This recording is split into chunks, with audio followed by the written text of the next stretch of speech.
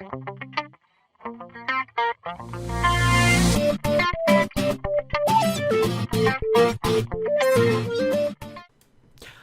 everybody, welcome to G for G here on YouTube.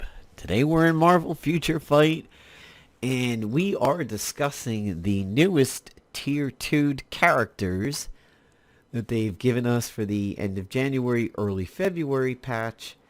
And I'm also going to go through and discuss with you some of what I have been bringing to my latest Alliance battles and world bosses. So there's Kate on the screen over here. She's actually been getting a lot of love. A lot of people have been falling for her on speed days, and I think Abex, she's becoming quite popular. So that is somebody that the community seems to generally agree that it is worth T2ing her and using her quite a lot. I had predicted that Ironheart was going to be the strong one when that particular patch came out and those characters came out. I may have been a little off on that one. I really thought Ironheart was going to be the big one, and I still think she is very solid. Her high star abilities do have tracking on it. I believe it's Prime Cannon that does it, but like Captain Marvel, she can actually track characters as they move around with it. So if you're fighting a Black Order that likes to teleport or somebody dodges out of the way, much like Captain Marvel's beam attack, Ironheart will actually track. So I thought she'd be the hot one. She did okay. She wasn't a flop, but it really does seem to be that Kate is winning the hearts of a lot of people for work. There was a brief little time when Bullseye with his suit was considered pretty good and had some benefits, and Tom Selleck over here is also getting a lot of love. I know a lot of upper lower to maybe upper middle type players that are really liking this new suit for Red Hulk, the Tom Selleck suit. And they're getting a lot of use out of him. So let's talk about who we've got going now. And we'll go on to some updates for my ABs and ABEX and world bosses and everything. So first up is Luke Cage, the current man of Netflix. By the way, Luke Cage on Netflix was a very good series. I think it is a bit of a slow burn. It took a little while to get going, and it was quite popular in the media at the time because everybody was saying, wow, Luke Cage is like really, like the whole show is just really black. It's like a very black show. Now, smart people like, the fuck did you think? It's Luke Cage and it takes place in Harlem. Did you think it was going to be whitewashed? I mean, it was the stupidest thing that I ever heard of all these people going like, wow, Luke Cage is just a really black show and there's like not a white person to be found. Isn't that racist? No, it's called appropriate. Like a movie about Kung Fu taking place in China. You're going to see a lot of Asians. People are stupid. So here's Luke Cage. He does have a uniform. All different, which gives him a suit. Obviously, there are dozens of things they could do for Luke in terms of suits and everything. Old Marvel Avengers Alliance, of course, had regular Luke Cage and then had him as one of the worthy, which he never was in the comics, but he stood in for Null. But there is some, like Marvel Heroes has got tons of outfits for Luke. So, what happens when you do Luke's new Tier 2? Well, he gets apply to self, all damage received reduced by 30%, reflect 100% of received physical damage up to a max attack of 150%. Now, I admit I'm not very good on the wording of up to max attack 150%. I don't know exactly what that means in game terms. Reflecting 100% of received physical damage, that makes sense. Captain America punches him for 6,000 damage. He reflects 6,000 damage back to Captain America. The up to max attack, I don't know about. It also enhances the skill effect of Unbreakable. So, activation rate, 25% when hit, apply to self, maximum hit point recovery up 10%, but a long cooldown of a minute. So his tier 2 is this. It's called Power Man. This is what we've been talking about. I don't know what the up to max attack 150 is.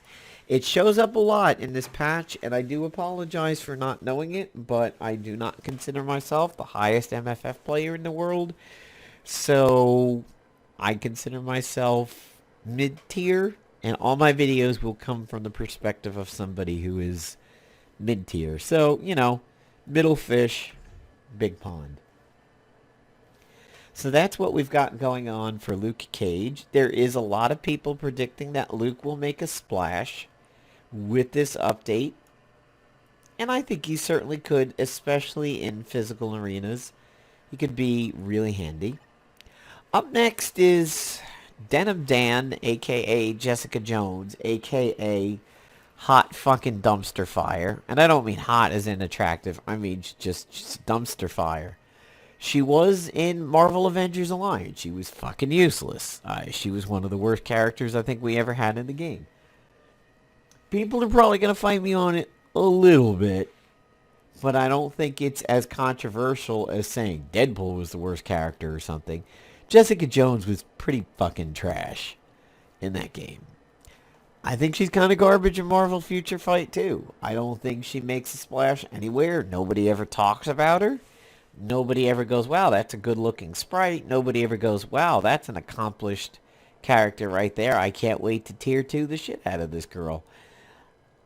Yeah, other than, you know, maybe needing to take her denim jeans to the Quickie Mart laundromat or something, she's just kind of useless, and I think she will just continue to be useless with this tier 2 of... Apply to self. All speed goes up 8%.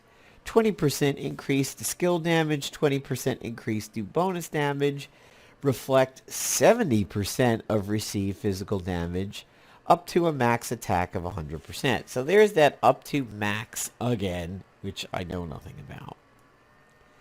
She gets called Power Woman. Hot. So, guys, Marvel Future Fight is being sexist. She's only reflecting 70% of the damage, but Luke Cage is reflecting 100%. That's sexist. Why can't she reflect it? I don't know. Whatever. I really, if people try to... obviously, I'm being facetious. I'm joking about that. But if people try to provide, find sexism and the comparison between Luke Cage and Jessica Jones over there, and go, hey, how come he does 100 and she does 70? Take it up with Netmarble, but really, I think that would be the stupidest fight in the world. So, up next, we have Kingpin, or as some people like to call him, Blastpin, or some people like to call him Blingpin. Didn't really ever understand the Blingpin one, but... So, I do have his uniform called Secret Wars, the Armor Wars. This is a rarity among heroes in the game, is that the suit changes his class. He goes from a scrapper to a blaster. He gets the Loki treatment, as I like to call it. Apply to self. 10% increase to all attack and defense of summoned characters. 25% increase to the hit points and the duration of summoned characters. 25%. Excuse me, I'm yawning. It's late. 25% increase to skill damage. 20% increase to bonus damage. All damage received is reduced by 20%. So here it is, Dark Empire. I call it the Loki treatment. I feel like it's what happened when Loki got tier 2'd. So he has the interesting leadership passive of the hit point increase, which is pretty cool. He gets a physical attack up, but this version of himself is actually still a physical attacker. Despite the fact that he has all these beam attacks and everything, I do like his ninjas. I honestly do believe that his illusions, as they're now all being classified again, or the hand ninjas, are pretty much the best in the game aside from the Ultron drones. There's a lot of them. They seem to live for a while, and they seem to really pull a lot of aggro off of Kingpin, allowing him to sit back and poke at people or wait for his cooldowns of the Fatty Rush, aka Body Slam. And Channel Beams is pretty solid too. Blast Barrage is okay, but the Fatty Rush really seems to be the big thing. I'm mildly excited for Kingpin. Of the first three that we've talked about over here, now is finally when I would begin to perk up a little bit. The other two, I don't really care about, especially Jessica Jones. That is last place for me. This one I would actually start caring about. Next up is Doc Ock. And, of course, Superior Spider-Man. So, let us take a look at that one. It's funny how almost all the spiders look in the thumbnails. They look so much the same. Other than Miles Morales. You always could see Miles Morales coming from a mile away because he sucks in every single game he's ever in. So, for Doc Ock, for a regular Doc Ock or straight Ock, apply to self. 25% increase to skill damage, 25% increase to bonus damage, ignore dodge, increase the skill of mutagenic effect, mutagenic growth. Apply to self, physical attack up. For his Doc Ock Spider Ock, he gets apply to self, 2-second increase to the duration time of web, 18% increase to all attack and defense of summoned characters, guaranteed dodge up, 20% increase. So he is a violently different character depending on which version you're running with. So Pudgy Ock over here has the first thing that I did. Superior Spider-Man has the second listing. So there's that. So anything that he webs gets an extra 2 seconds on it. So somebody is now webbed for 5 seconds. The spiderlings are illusions. So that's what the rest of that tier 2ing is about. And of course the mutagenic growth. His leadership, like Kingpin, is hit point up. So this one doesn't really affect me. I don't use Doc Ock. I don't use Spidoc. Or Superior Spider-Man. I tend to siphon off Doc Ock's bios over to my Black Order a lot. But there are people very excited about this one. They're like, finally he gets something. I am hearing people being excited about that. And then finally, Destroyer. Because he got tier 2, this actually made me go out and get his suit. Now, of course, with the uniform upgrades, this will maybe mean something to another one of my characters to have the Prometheus suit. So, there's Classic. There's Prometheus. I kind of like Prometheus. He loses the shine, unfortunately, but it looks badass, especially with the spikes. And the arm spikes even seem more pronounced over here. So, big slow fat oaf over here gets applied to self. Speed increased, 10%. 25% increase to skill damage, 25% increase to bonus damage. Enhances the effect of skill Odin's Enchantment, which is 50% decrease to received energy damage. So there it is. So, what has this meant for Destroyer? Well, Destroyer is probably one of the more divided bump ups that people are talking about. Some people still consider him to be meh and can't get him to work. Other people are popping boners left and right that Destroyer is finally T2able and everybody is happy with it. That's the other side of the coin. So, what does this do to Destroyer? As I've noticed a lot of people talking about it, it basically turns him into a giant energy tank.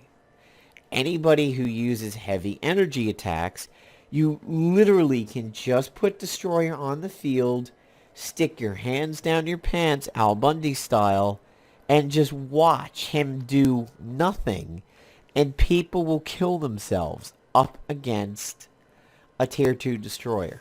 Why? Because of that damage reflection that he gets. So basically, he just sits there like Genji in Overwatch when he activates Deflect, and everything that hits his burly steel chest over there is everything you say to me bounces off of me and sticks to you. I mean, like, I am rubber, you are glue. That's what he does. He just reflects energy back on people to the point that they suicide into him. How you make this work is by giving him an invulnerability or health regen obelisk with heavy hit points. If you're a little lower down the rung, you can maybe go with the more frequent recovery rate, but this kind of a proc here is good, but really you want like hit point, invincibility. And that's how you get it done. And you also want to give him a relatively decent ISO set. I happen to have Huntress of Heaven. I rolled it after 5 or 6 rolls, so I decided to stick with it, because it does give him hit points, recovery rate, cooldown time, and his defense goes up when hit. It's probably not the best for higher level content, but for me, it's good enough now. So this team up right here is my leveling team. Uni, Yellow Jacket, is carrying Lady Cap and Destroyer right now.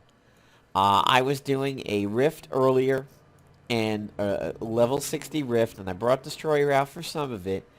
And he's like slow as fuck. Like, watching him is like watching Godzilla walk around downtown Tokyo. It's just this slow, lumbering oaf.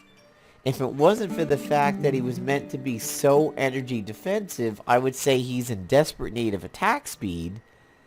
And that might make him a little bit better, and he might be a monster. But I think everybody just wants him to be a giant energy sponge. How he might do against energy world bosses like, say, Ebony or Prox or Shuggy, that remains to be seen. A lot of people are saying physical attackers like a Corvus or a Dwarf or Carnage, all these guys will have his number, but he is a good counter to people like Prox and Doctor Strange and Enchantress and Yellow Jacket and everything like that. So, that's it for the new Tier 2s. Here is my current roster. New to my Tier 2 squad is Uni Yellow Jacket. And that's about it. Corvus is on the way up. Proxima is finished. My surprising hit lately has been Ancient One. I am getting a lot of work out of this Tier 2 Ancient One that I did not expect. So, okay. New to some of my world boss teams. For Proxima, and whenever I do this, the first person I list is the leader. The second person is generally the one who is doing all the work. And then the third person is just a freebie. For Proxima, I ran a Quake, Carnage, White Tiger group with Blackbuster, Prox, Sharrogs, Iron Fist, and Ulik being my strikers. So Quake provided the shields, and Carnage just did all the work. Nothing fancy there. I used another team up called the Blonde Women. The Blonde Women has become one of my favorite team ups now that everybody is available to do it. So the Blonde Women is a team up of Captain Marvel, Enchantress, and my newly 666 deed, Agent 13. Those three are really good. You want to put Agent 13 as the lead because she does skill cooldown. I usually use it to um, mostly for Captain Marvel. Enchantress doesn't need skill cooldown for me, and that's actually overkill. But 13 leading for Captain Marvel is a really good thing, as she remains pretty much invincible because of that. And if you had good cards and your SCD was already low enough, you wouldn't need to feed her that, but I kind of do, because my cards are eh. So, another team that I did against Proxima is Ironheart, Sharog, and Kingpin, with Ironheart leading for Sharog doing all the work. An all-time high against Proxima that lasted 22 seconds. And my team up was Prox, AO, Strange, Marvel, and Wiccan. Another new team that I did was Strange, Clea, and Iron Man. Nice Strange Clea, Strange Iron Man bonuses there. They clocked in at about 52 seconds with Chanty, Sharog, Wiccan, Marvel, and Ancient One being the strikers. And then finally, Ronan, Loki, Hela with Chanty, Sharog, AO, Strange, Wiccan being the strikers. I mean, that one speaks for itself. Loki and Hela get a bonus together, and Ronan buffs the whole team because they're universals. Moving on to Black Dwarf. A recent new team that I did for them was Iron Man leading for Proxima and Ant-Man. Prox and Ant-Man actually have a team up. AO, Strange, Wiccan, Carnage, and Silk with the strikers for that one. I have a note that you have to play that one really tight. That one was not a brain-dead raffle stomping. It took work to get that one to work. Ulik, Carnage, and Yellow Jacket. So Carnage and Yellow Jacket have a team up. Ulik provides the physical attack for Carnage, and Carnage gets a bonus off of Yellow Jacket. And my strikers were Blackbuster, Sharog, AO, Strange, and Ultron for that one.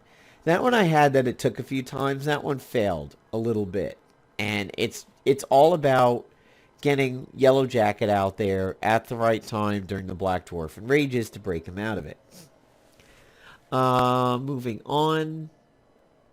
Hela, Loki, and Red Skull. So that's one of the reasons why I was pushing my Red Skull up a little bit, was to start feeding him into Loki.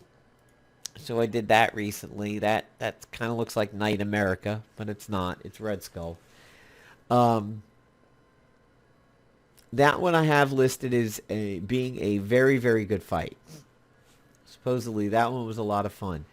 I think Hela started off doing a decent amount of the work, and then Loki just came in like maybe midway through and just mopped up.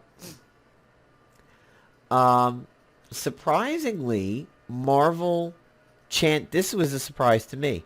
Marvel, Chanty, and Kingpin. So I had Marvel leading for Enchantress and Kingpin, and usually it's Enchantress that does everything. I was surprised. I left Marvel in the entire time, and she mopped up on Black Dwarf. She did a really good job and did not need to be swapped out. Next up, Clea leading for Doctor Strange and Iron Fist. That one was pretty good, about 55 seconds. He only had one Enrage. And here's another surprise one. Ancient One, or AO, leading for Strange and Clea. That's another one that I tried. AO did the whole thing. Chanty, Sharog, Wiccan, Iron Man, and Marvel were my strikers for that one.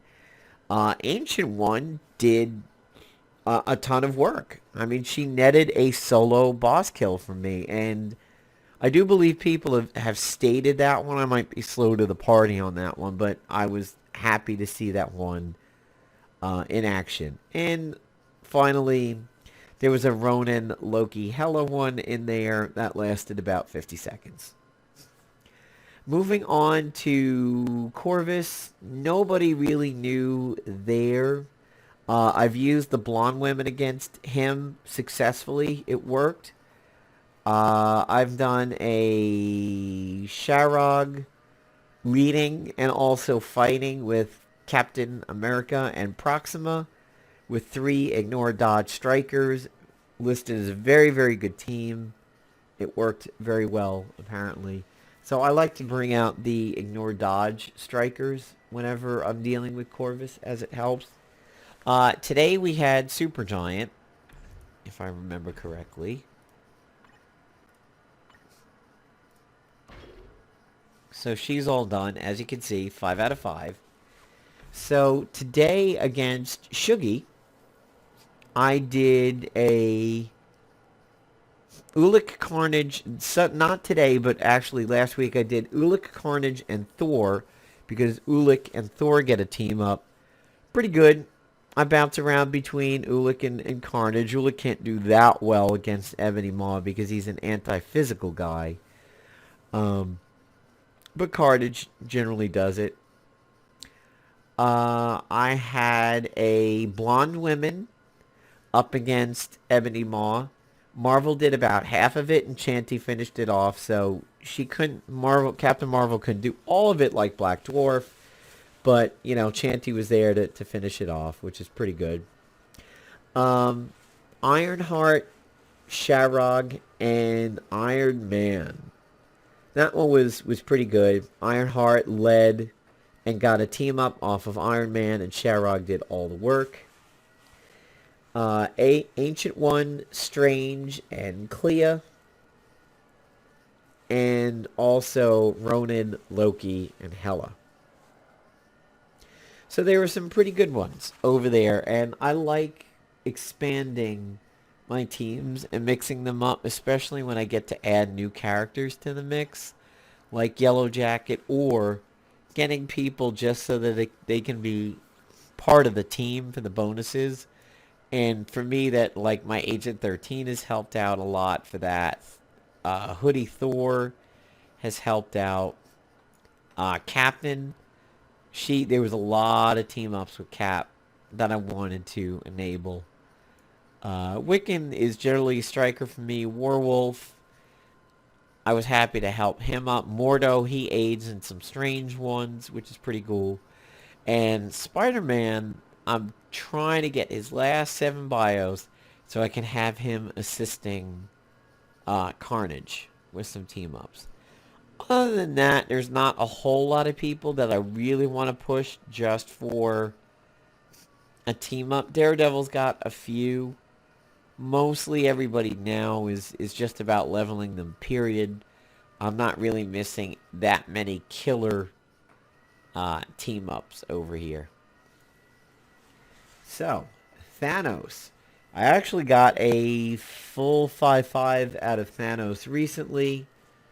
One team that I added to it was Sharog, Captain, and Agent 13. AO, Strange, and Iron Fist. So Ancient One, Strange, and Iron Fist.